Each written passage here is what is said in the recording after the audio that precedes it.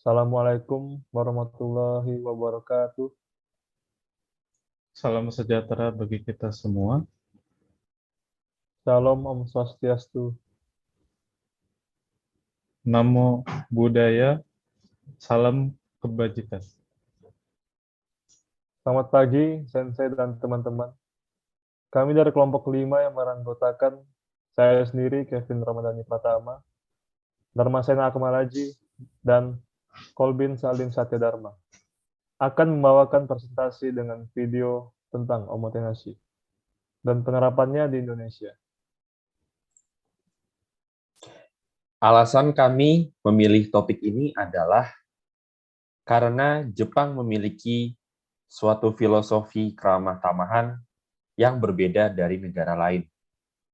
Sebuah budaya yang kini sudah mendunia dan diadaptasi oleh berbagai negara dalam beberapa sektor pelayanan.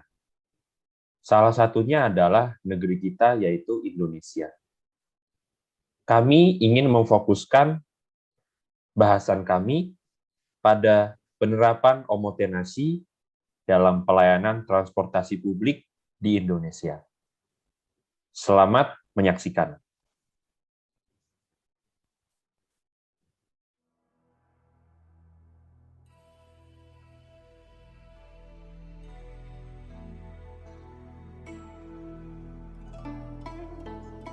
Omotenasi adalah teknik pelayanan dengan menempatkan produsen di pihak konsumen.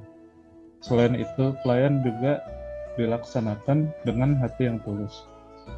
Omotenasi ini dapat diimplementasikan di berbagai tempat, terutama di hotel dan ryokan. Di dunia modern, omotenasi ini juga bisa dimasukkan ke dalam dunia bisnis, yaitu teknik marketing untuk meningkatkan kepuasan para konsumen. Asal kata omotenasi berasal dari kanji mutsu dan kanji nashi. Ketika dua kanji ini digabung menjadi omotenasi, yang artinya sikap ketika menghadapi tamu dengan cara melayani sebaik-baiknya. Di depan kata omotenasi diberi imbuhan sopan o menjadi omotenasi. Dalam tulisannya Maria Maguchi, Omotenasi, The Japanese Art of Exceptional Experiences, menguraikan bahwa omotenasi yang dapat diterjemahkan sebagai hospitality dalam bahasa Inggris masih dirasa kurang dengan terjemahan hospitality itu, karena dalam omotenasi mengandung nilai-nilai budaya yang di dalamnya yang mencakup bagaimana para tamu atau pelanggan diperlakukan. Omotenasi ini memiliki kaitan dengan Ichigo Ichie. Ichigo Ichie secara harafiah berarti satu waktu, satu pertemuan. Definisinya adalah pertemuan dengan orang lain mungkin hanya akan terjadi satu kali dan tidak akan terulang kembali. Maka sebisa mungkin ditinggalkan kesan yang baik. Ichigo Ichie berasal dari filosofi upacara minum teh atau chanuyu. Pertemuan dalam upacara minum teh belum tentu akan terulang kembali. Mungkin dalam seumur hidup hanya terjadi satu kali. Sehingga tuan rumah dan tamu harus melakukannya dengan tulus. Dari pemikiran tersebut, maka para pekerja di Jepang, terutama para pelayan, akan sebisa mungkin memberikan pelayan yang terbaik kepada pelanggan.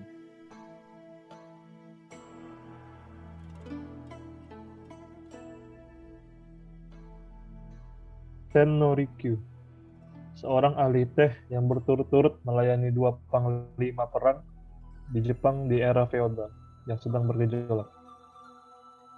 Rikyu lahir di Sakai, dekat Osaka, ketika kota itu berkembang sebagai salah satu pelabuhan terpenting untuk perdagangan dengan Cina. Lebih tepatnya dinasti Ming. Lalu ada Ryukyu, yang sekarang dikenal dengan nama Okinawa, Spanyol, dan Portugal. Keluarga Rikyu menjalankan bisnis gudang dan dia mulai belajar mengenai teh pada usia 17 tahun. Yaitu ketika kotanya kehilangan kemerdekaannya di bawah Oda Nobunaga pada tahun 1568. Lalu Rikyu menjadi ahli teh dari seorang Oda Nobunaga.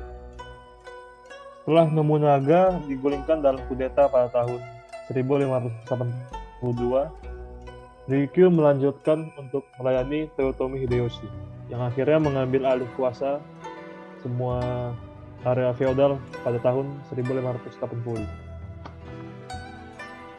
Kanoyu sendiri, atau yang dikenal juga sebagai Sado, adalah sebutan untuk upacara minum teh di Jepang. Mungkin banyak orang asing yang bertanya-tanya bagaimana kegiatan minum teh dapat menjadi sebuah upacara dan ritual budaya. Teh pertama kali datang ke Jepang melalui orang-orang Cina sekitar abad ke-7 hingga abad ke-9. Pada awalnya, teh dianggap sebagai obat. Lalu pada abad ke-12, meminum teh menjadi bagian dari budaya. Pendeta Buddha yang bernama Yosai Zenji dikatakan pernah pergi ke Cina untuk mempelajari bagaimana menanam teh dan melihat bagaimana orang Cina menikmati teh. Setelah kembali ke Jepang, teh menjadi minuman yang sering dinikmati di kuil-kuil Buddhis Zen. Para samurai pun mulai melihat teh sebagai minuman yang dapat dihidangkan untuk tamu-tamu kehormatan. Kemudian para bangsawan yang tinggal di Kyoto pada saat itu menciptakan permainan yang disebut tocha, yaitu permainan menebak nama teh yang dihidangkan dari aroma dan rasanya. Mereka pun tidak segan-segan menjadikan ruangan yang dijadikan tempat acara minum teh sebagai ruangan pesta dengan dekorasi barang-barang mahal dan antik dari Cina, agar suasana minum teh di Cina dapat mereka rasakan. Ketika Kyoto terbakar dalam Perang Onin, kebiasaan meminum teh diambil alih oleh kalangan pedagang dan samurai dari Osaka. Tokoh yang paling berpengaruh dalam kebudayaan minum teh saat itu adalah Senno Rikyu.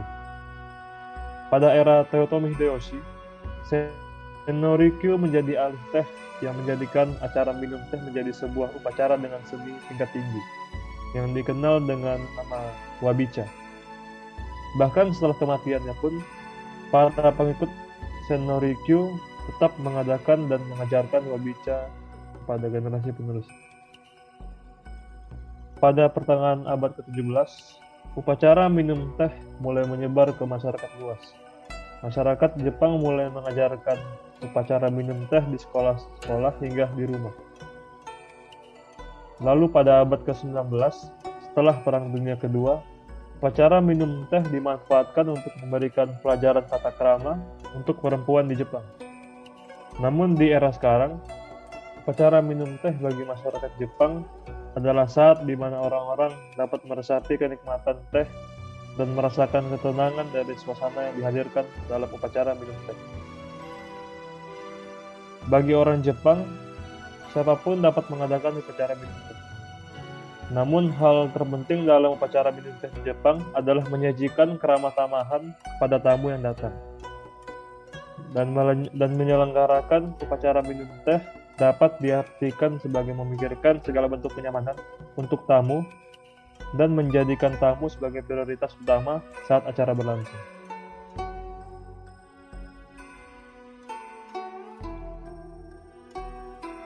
Terdapat sebuah penelitian mengenai bagaimana penerapan omotenashi di Indonesia berjudul Exploring the Role of Transportation Demand Omotenashi (TDO) in the City Center Plaza of Batu.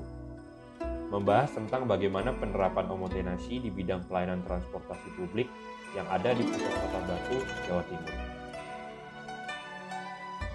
Indonesia mengalami masalah transportasi dan lalu lintas karena adanya ketidakseimbangan antara fasilitas transportasi dan mobilitas masyarakat.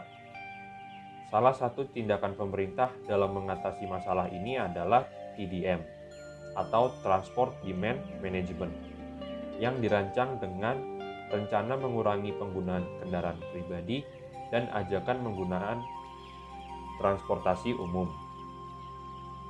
Lalu salah satu metode yang mereka terapkan yaitu TDO atau Transportation Demand Omotenasi yang berbasis dari konsep omotenasi yang menekankan kepada kekeluargaan, keramahan, kebaikan, dan kehangatan.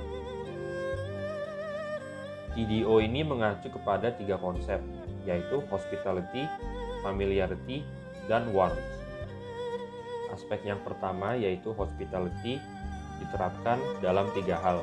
Yang pertama, road level of service atau dalam peningkatan kualitas jalan atau kualitas pelayanan jalan.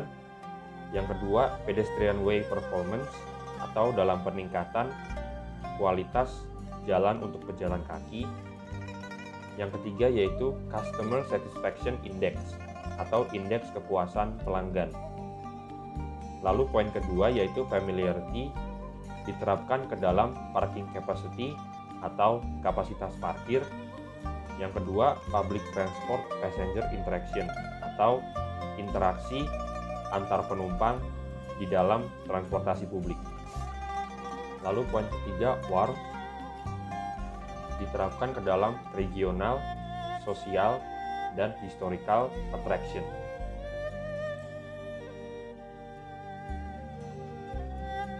Penerapan strategi TDO di City Center Plaza Batu telah dirancang oleh para ahli sebagai berikut.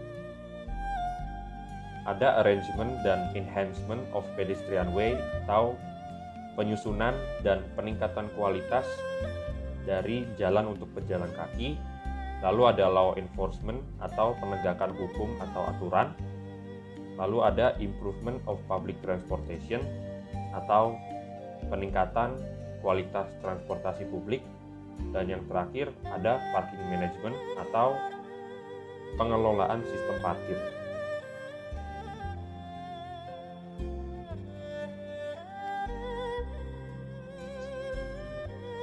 Omotenasi adalah sebuah konsep keramah-tamahan dari Jepang. Dalam omotenasi, pelayan memberikan pelayanan terbaik tanpa mengharapkan imbalan balik. Omotenasi bermula dari upacara minum teh yang dikenal dengan Chanoyu, yang dipelopori oleh Senorikyo.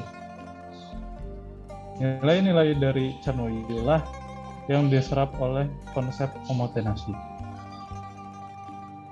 Omotenasi dapat ditemukan di berbagai aspek-aspek kehidupan, dari yang terkecil hingga yang terbesar.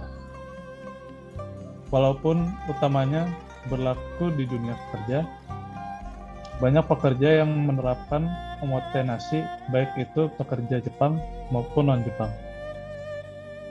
Konsep omotenasi sudah dikenal secara mengglobal dan dapat diadaptasikan ke dalam sektor pelayanan publik di Indonesia. Dalam hal ini, TDO.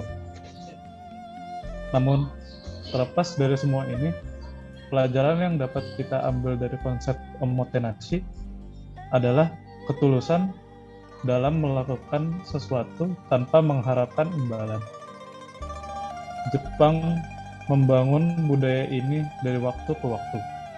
Selain bentuk-bentuk perwujudan yang telah dicontohkan sebelumnya, contoh lain dari manifestasi budaya omotenasi ini tentunya masih banyak lagi yang perlu diketahui agar dapat dipahami bahwa kemajuan teknologi, industri, dan era globalisasi tidak perlu menggerus nilai-nilai kemanusiaan dan keramah-tamahan.